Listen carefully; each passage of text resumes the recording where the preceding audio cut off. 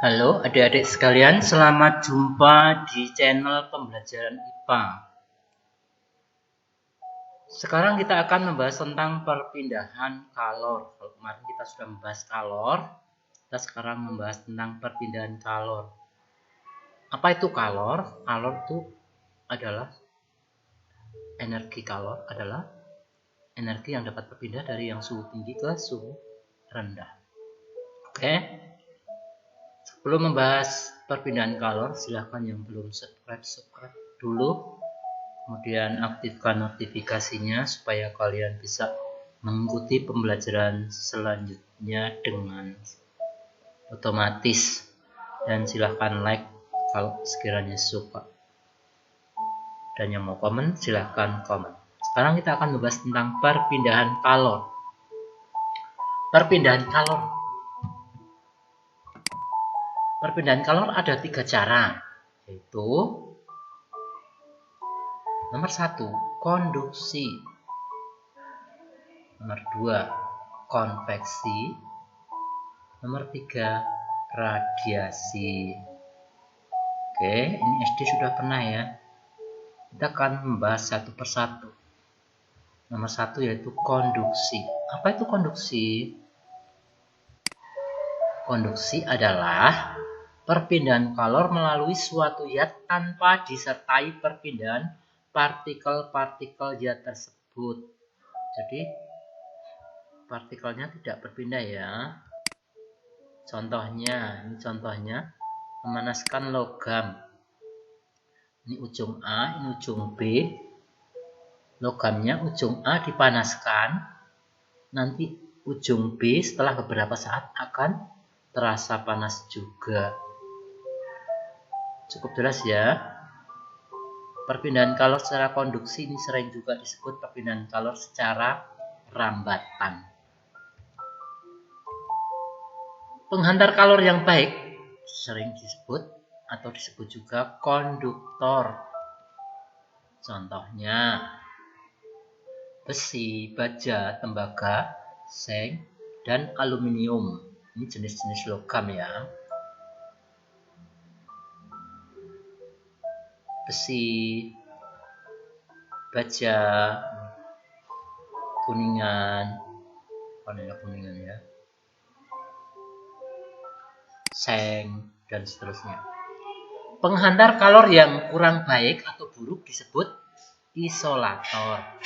Penghantar kalor yang kurang baik atau buruk disebut isolator. Contohnya kayu, kaca, wol, kertas, dan plastik. Ini yang jenis bukan logam ya. Ini kayu, kaca, kertas, plastik.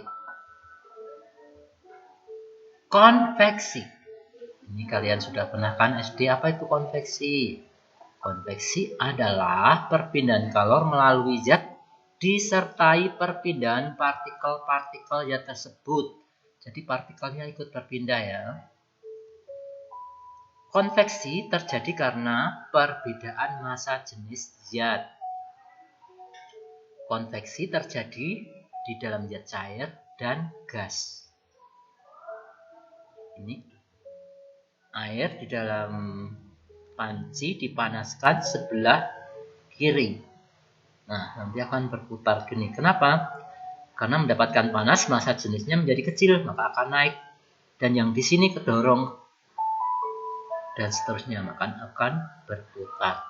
Karena yang kedua, seandainya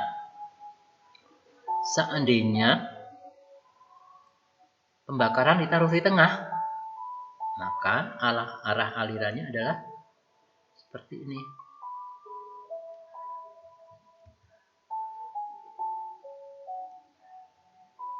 Ini gambar yang gambar air yang direbus ya.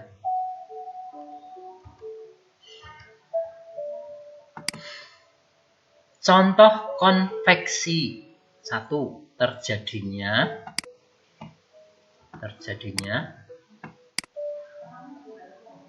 angin laut.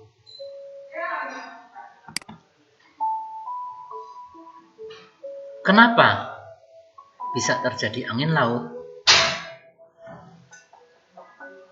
Pada siang hari, matahari mengeluarkan energi, mengeluarkan sinar mengenai di seluruh permukaan bumi. Daratan lebih cepat panas daripada lautan. Maka daratan lebih panas daripada lautan, sehingga menyebabkan tekanan udara di daratan lebih kecil daripada tekanan udara di laut.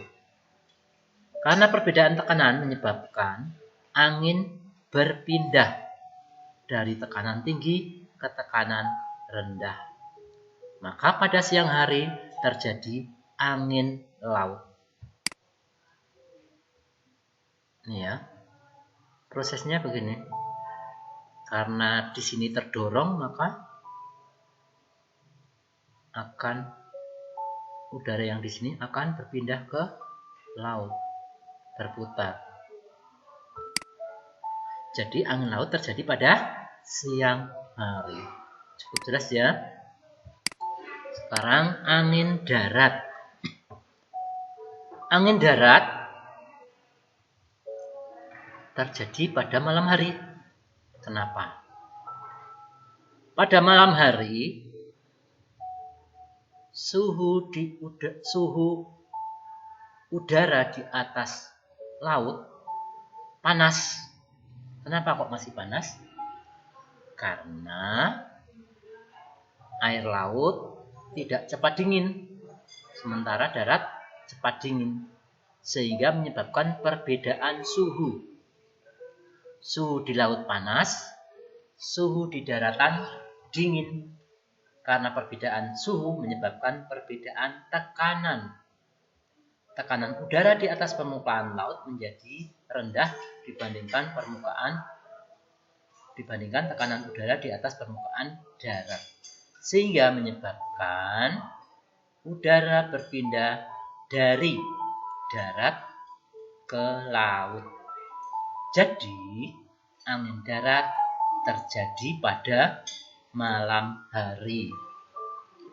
Cukup jelas ya.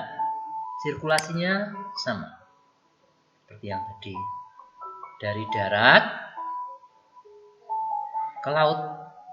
Karena di laut terisi oleh angin yang dari darat, maka yang di laut juga berputar sama. Itu ya. Jadi angin darat terjadi pada malam hari. Kita lanjutkan. Sistem pendinginan mobil atau radiator itu juga menggunakan prinsip konveksi atau aliran. Konveksi perpindahan secara aliran ya. Ini radiator pada mobil. Ini isinya air radiator. Ini prosesnya berputar. Ini kalau yang suka mobil pasti tahu. Pembuatan cerobong asap. Pembuatan cerobong asap.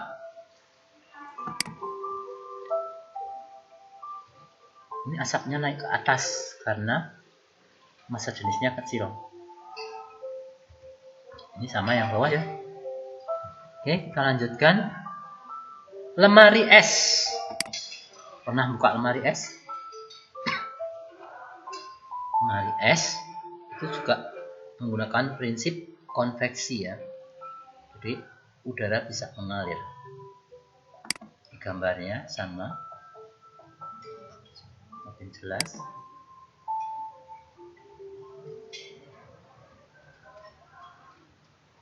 Kita lanjutkan. Radiasi. Apa itu radiasi? Kalian masih ingat di SD dulu pasti pernah juga kan? Radiasi adalah perpindahan kalor secara pancaran.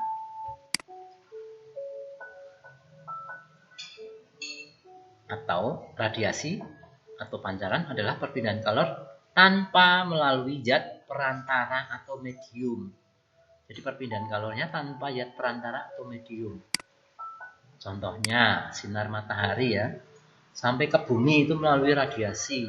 Atau kamu kalau berada di depan tungku akan terasa panas, itu juga radiasi. Ini sinar matahari menuju bumi, ini secara radiasi.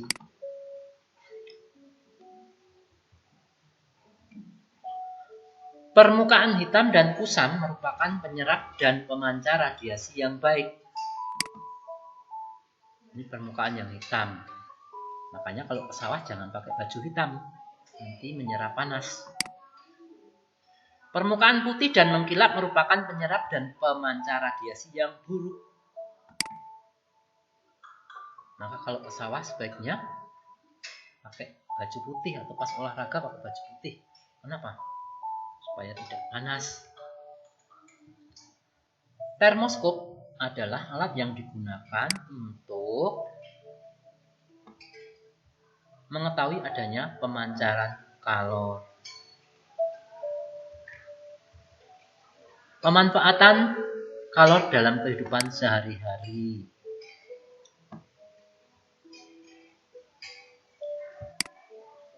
Nomor 1, panci masak. Ini panci masak ya. Ini terbuat dari apa nih?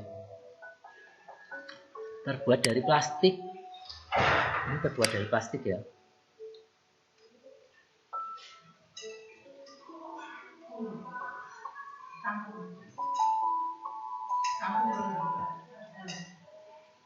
Kenapa dibuat dari plastik? Karena plastik adalah bahan isolator.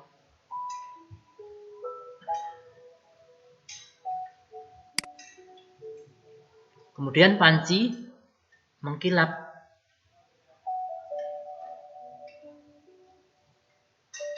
Supaya panasnya jangan keluar. Dan panci adalah konduktor yang baik. Terbuat dari bahan yang bisa menghantarkan kalor dengan baik. Termos. Termos itu di dalamnya mengkilap. Kenapa dibuat mengkilap? Supaya kalornya jangan pergi. Setrika. Kenapa setrika bawahnya terbuat dari besi? Karena besi adalah merupakan konduktor yang baik. Oke, sekian dulu dari saya. Terima kasih.